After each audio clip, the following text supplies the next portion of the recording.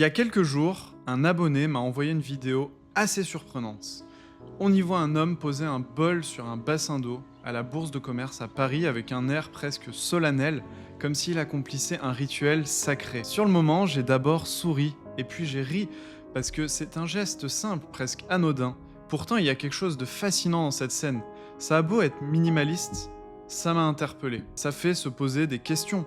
C'est précisément ce que cet objet, ce geste, cette installation provoque souvent. Soit une admiration sincère, soit un certain ras-le-bol. Pas un ras-le-bol basique, non, plutôt un ras-le-bol bien particulier, celui d'un art contemporain qui semble parfois s'éloigner de son public. Un art qui parle à une certaine élite, à un cercle restreint, parfois abstrait, parfois difficile à comprendre, et qui finit par perdre ceux qu'il devrait toucher. Alors est-ce que cet art contemporain est devenu trop compliqué, trop déconnecté, ou bien simplement y a-t-il un malentendu, ou est-ce juste une question de regard? C'est ce que je te propose d'explorer ensemble dans cette vidéo. Alors, art contemporain égale art ou arnaque? C'est la grande question du jour. Mais avant de trancher, plongeons dans cette installation, son histoire, ses réactions, et surtout, ce que ça dit de notre rapport à l'art aujourd'hui. L'installation qui fait parler d'elle à la Bourse de commerce s'appelle Clinamen. Ce terme, emprunté à la physique épicurienne, désigne un petit écart, imprévisible dans la trajectoire d'un atome. Une idée ancienne, presque poétique, qui colle parfaitement avec ce que propose l'artiste. Un balai de bols en porcelaine blanche flottant sur un bassin d'eau, en mouvement perpétuel avec des sons légers qui naissent du contact entre eux. Ce bassin, c'est un véritable lac intérieur de 18 mètres de diamètre, contenant environ 75 000 tonnes d'eau, soit quelques 75 000 litres.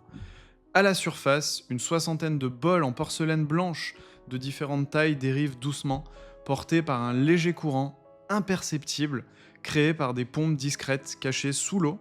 Les bols s'effleurent, s'entrechoquent, parfois produisent une musique aléatoire, unique à chaque instant. Derrière cette œuvre, on trouve l'artiste Céleste Boursier Mougenot, donc à la Bourse de commerce. Le nom est assez marrant.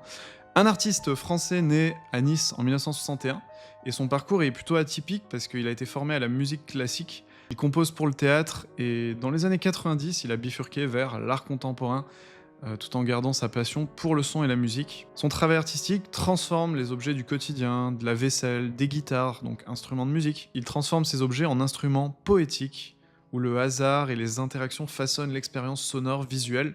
Aujourd'hui, Boursier Mougenot est une figure majeure de l'art contemporain institutionnel. Exposé dans les plus grandes galeries et même les musées, son travail est salué pour sa poésie et sa subtilité par les connaisseurs. Mais cette poésie conceptuelle est aussi au cœur d'un grand débat. Pour certains, c'est une invitation à la contemplation, à la méditation sonore, mais pour d'autres, ça symbolise un art complètement élitiste, déconnecté, abstrait, et que le grand public peine à comprendre. C'est précisément ce clivage que cette installation cristallise, avec d'un côté les visiteurs émerveillés, prêts à célébrer, à partager leur expérience sur les réseaux sociaux par exemple, et de l'autre, tu as les personnes qui se sentent complètement exclues, lassées, agacées, parce qu'elles perçoivent comme un langage qui est trop codé. Alors cette installation est-elle un pont vers de nouvelles formes de création artistique, ou plutôt un mur entre l'art et le public? C'est une question centrale pour comprendre notre rapport actuel à l'art. Ce qui est fascinant avec l'art, c'est que c'est une discipline qui ne laisse jamais indifférent. Cette installation, elle ne fait pas exception. Sur les réseaux sociaux, tu vas voir, les avis s'enchaînent, ils sont souvent très contrastés. Certains sont émerveillés d'un côté, d'autres très critiques, parfois même moqueurs. Je vais te montrer quelques-unes de ces réactions, et tu vas voir mes réactions en direct pour qu'on puisse en discuter ensemble, parce que c'est là que tout se joue, à mon sens, entre admiration, incompréhension et parfois rejet. Donc première réaction que j'ai trouvée sur TikTok avec ce couple d'Américains qui nous partagent ses impressions sur cette installation. So we just came back to Paris. And we saw that there's this new art installation. We booked it. You need to know right now. Yeah. We're here Ils ont right le now. smile au moins. It's crazy. Wow.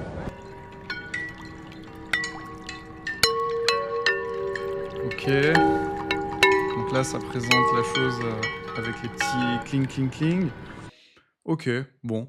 C'est joli pour l'image. Voilà, c'est ce qu'on retient, c'est que ça fait de belles images, ça c'est sûr, il y a rien à dire. Donc après, on va discuter d'autres aspects qui sont, plus techniques, plus sur l'impact de cette œuvre. Donc tu le vois, la réaction, elle est positive de la part de ce couple d'Américains qui est venu, pour découvrir, la bourse de commerce.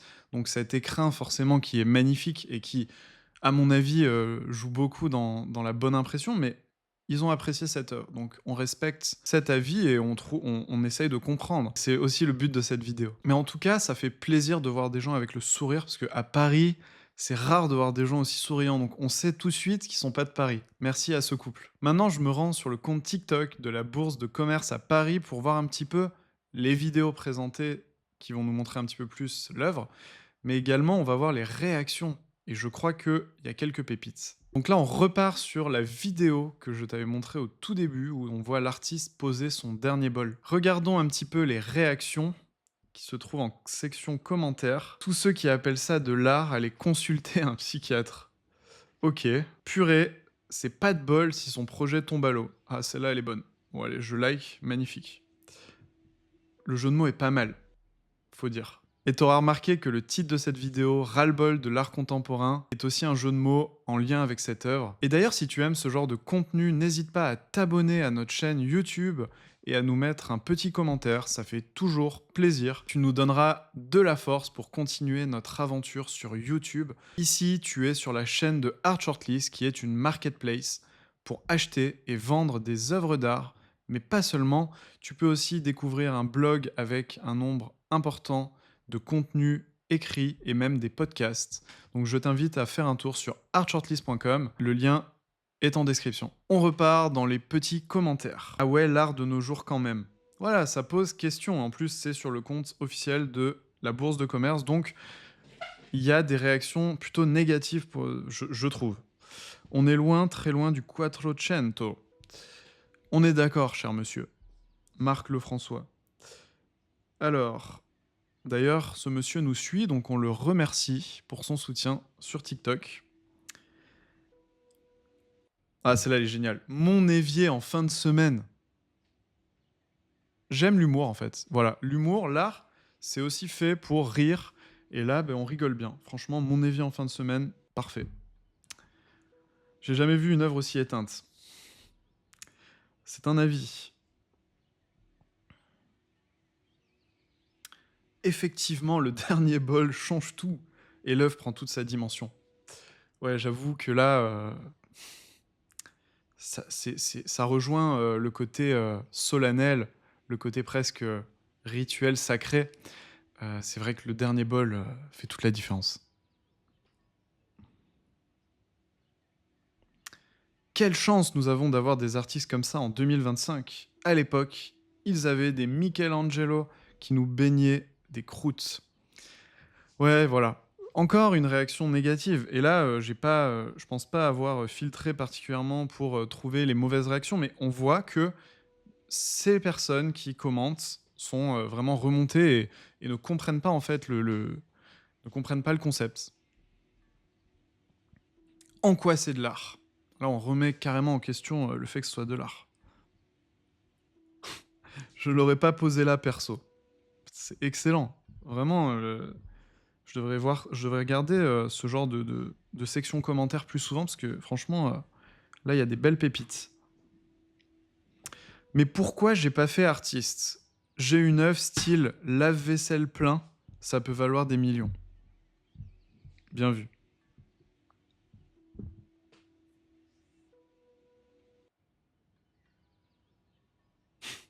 Ah, parce que pour poser les autres bols, il a sous-traité. Bien vu qu'il pose le dernier bol. Après, on a Immonde. Bon, ça, c'est pas très... On aimerait en savoir un peu plus. Et une personne répond, certaines personnes ont toujours des avis très constructifs. Voilà, ben, j'aurais un petit peu dit la même chose.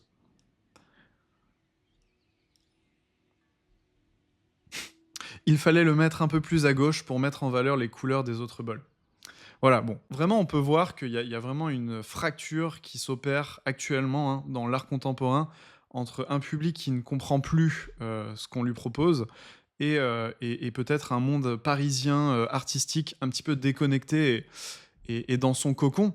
Et donc ça produit ce genre de réaction en fait épidermique où les gens se sentent presque insultés en fait, on peut dire ça. C'est une sensation qu'il ne faut jamais mettre de côté, il faut tenir compte des réactions et je pense que l'art, par définition, c'est quelque chose où il faut que les retours aux artistes puissent être constructifs.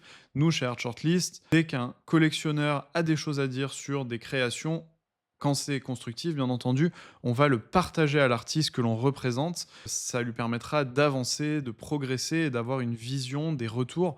Et ça, c'est hyper précieux. La dernière vidéo que je te propose de regarder, c'est la Bourse de commerce qu'il a publiée sur son compte TikTok. On y voit un influenceur qui nous présente comment ils ont installé cette œuvre. On regarde ça ensemble. Je pense que comme moi, vous êtes pas prêts. Je vous montre un truc exclusif là. Attendez, pour vous remettre le contexte, j'ai infiltré un musée et donc j'ai pu assister au montage de cette œuvre d'art monumentale. Cette œuvre, c'est un bassin où des bols vont s'entrechoquer. Qui dit bassin dit énorme citerne. Dites-vous, il y en aura trop. Voilà comme donc ça. des Ensuite, ils ont énormes déplié le citernes tuyau pour de nous l'extérieur amener du de musée l'eau. jusqu'à l'intérieur du D'accord. bassin. Dans ce genre de moment, il faut savoir on que c'est déroule toute une un équipe qui tuyau. s'occupe du montage de l'œuvre Ok. d'art. Oui, c'est un métier. Ensuite, il restait plus qu'à ouvrir les Donc vannes. on voit la Et logistique tadam, quand même le coup, assez l'on attend que ça se importante remplisse. pour Ensuite, les bols cette vont y œuvre. être placés. Mais je veux pas trop vous spoiler. De toute façon, l'œuvre ouvre au public le 5 juin. C'est à la Bourse de commerce. Dites-moi en commentaire si ce genre de nouveau format vous plaît. Je vous dis à bientôt. Bisous. Abonne-toi. Ok, c'est intéressant de voir comment on installe ce type de création. Donc merci à la Bourse de commerce pour cette vidéo. On peut du coup voir comment tout ça a été installé et surtout les moyens qui ont été mis en place, qui sont à mon avis faramineux. En période de canicule, amener des grosses citernes d'eau comme ça dans Paris, avec en plus la circulation qu'on connaît, qui aujourd'hui devient presque impossible. Aujourd'hui, circuler dans Paris, véhiculer, il faut être armé de patience et il ne faut pas être pressé. Bon, j'aurais pu prendre un autre exemple pour te parler de l'art contemporain, mais pourquoi cette installation est un bon exemple et elle agace autant? Parce que derrière la poésie apparente, il y a un vrai malaise. C'est vrai, techniquement, c'est bluffant, c'est soigné, mais pour beaucoup, ce genre d'art est devenu quelque chose qui parle à peu, à une poignée d'initiés. Un art élitiste déconnecté du public et qui semble faire exprès de compliquer les choses. C'est là que ça coince. À force de privilégier le concept et l'idée, on perd le lien essentiel avec ceux qui viennent voir ces œuvres. L'émotion, on l'oublie. La compréhension, elle est loin derrière. Résultat, il y en a qui adorent, certains fuient, et c'est plus juste un débat, c'est un véritable clash entre deux visions de l'art. Alors, cet art contemporain, est-ce qu'il parle vraiment à tout le monde, ou est-ce qu'il s'est enfermé dans une tour d'ivoire à la fois fascinante et très frustrante?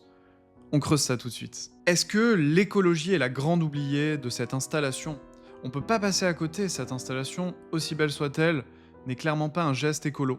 75 000 litres d'eau, imagine, en plein Paris, en pleine période de canicule, franchement ça fait réfléchir. Cette eau, faut la stocker, la transporter en camion-citerne, la faire circuler en continu grâce à des pompes électriques. On te dira que tout est compensé ailleurs, que des arbres ont été plantés au Nicaragua, au Guatemala peut-être, mais dans un monde où on nous demande tout le temps de réduire notre consommation d'eau, d'électricité, de changer nos habitudes pour la planète, moi je trouve que cette œuvre ressemble à un luxe déconnecté. Franchement, est-ce que l'art peut se permettre d'ignorer ces enjeux? Ou est-ce qu'il doit aussi interroger, s'adapter, évoluer? Parce que si l'art ne réfléchit pas à son impact écologique, il risque de perdre plus que son public, il risque de perdre sa raison d'être. L'invasion médiatique. Aujourd'hui impossible d'échapper aux installations monumentales et immersives. Musées, réseaux sociaux, magazines d'art, magazines féminins que tu trouves chez ton coiffeur, elles sont partout, partout, partout. Pour exister, il faut frapper fort, occuper tout l'espace, créer l'événement. Mais le revers, le public finit par saturer. Ces œuvres, elles ne semblent plus faites pour être ressenties, comprises ou méditées, mais pour être capturées en photo, filmées, partagées. Et le discours qui les accompagne, c'est souvent lisse, et au final tu décroches. Tu te retrouves même à te demander, ok, c'est sûrement intelligent ce truc-là, mais c'est pour qui au juste? À force de chercher l'effet waouh, on oublie l'essentiel, toucher, émouvoir, rassembler. Quand tout repose sur le spectacle, le pourquoi disparaît. Et c'est là que le rejet grandit. Je ressens vraiment une lassitude du public. Je reconnais le talent de cet artiste Céleste Boursier-Mougenot, la poésie derrière ces bols qui chantent. Mais la majorité des non-initiés que je connais me le disent clairement. Ça les laisse froids, ça les lasse, ça les dégoûte. Cette course à l'extravagance, à l'originalité à tout prix, ça creuse un vrai fossé. Et c'est pas un problème de goût ou d'intelligence. Je dirais plutôt que c'est une fatigue culturelle, un rejet d'un art qui semble s'éloigner des gens qu'il devrait toucher. Pense à t'abonner à cette chaîne et tu peux aussi mettre un commentaire pour me dire ce que tu penses. Est-ce que cette œuvre te parle vraiment? Est-ce qu'elle te touche? Est-ce qu'elle te dérange? Est-ce qu'elle te fait réfléchir? Que penses-tu de l'art contemporain en 2025? Alors oui, vive l'art, mais un art qui écoute, qui descend de son piédestal, qui ose se mouiller, un art qui ne cherche pas à briller pour briller, mais à rencontrer, toucher, interroger. Un art qui construit des ponts, pas des barrières. À très vite.